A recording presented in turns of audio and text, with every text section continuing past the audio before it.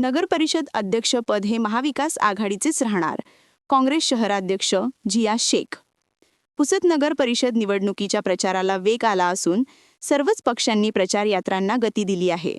महाविकास आघाडीचे नगराध्यक्षपदाचे सक्षम उमेदवार आणि सक्रिय सामाजिक कार्यकर्ते डॉक्टर मोहम्मद नदीम यांना त्याचे बालेकिल्ला हिंदू मुस्लिम बहुल असलेल्या वसंतनगर प्रभाग क्रमांक 1, 7, 8 आणि 9 मधून मिळत असलेल्या उत्स्फूर्त पाठिंब्याची चर्चा शहरात जोरदार रंगली आहे.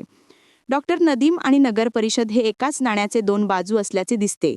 त्यांचा प्रशासनावरील वचक, काम करण्याचा अनुभव आणि निवडून आलेल्या नगरसेवकामधील सामंजस्य आणि विविध जाती धर्मातील नागरिकांशी वैयक्तिक संवाद मुळे जनता डॉक्टर नदीम नामक उमेदवारास प्रथम पसंती दर्शवित आहे. त्यामुळे त्यांना व्यापक पातळीवर लोकांचा प्रतिसाद मिळत आहे. या प्रतिसादामुळे ते विरोधकांसाठी डोईजड उमेदवार ठरत असल्याच्या चर्चा राजकीय पातळीवर सुरू आहेत.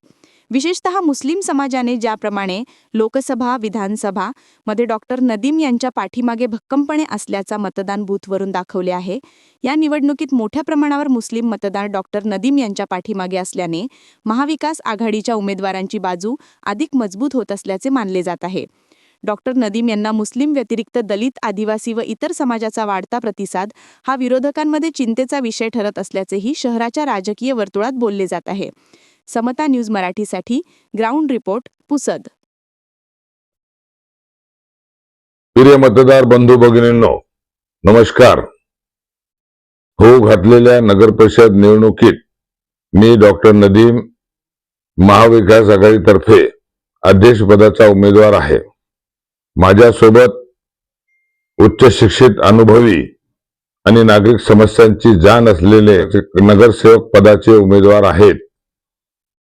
आपण सत्ताधाऱ्यांना मागील 50 वर्षे दिलेली आहेत. आम्हाला फक्त 5 वर्षे द्या.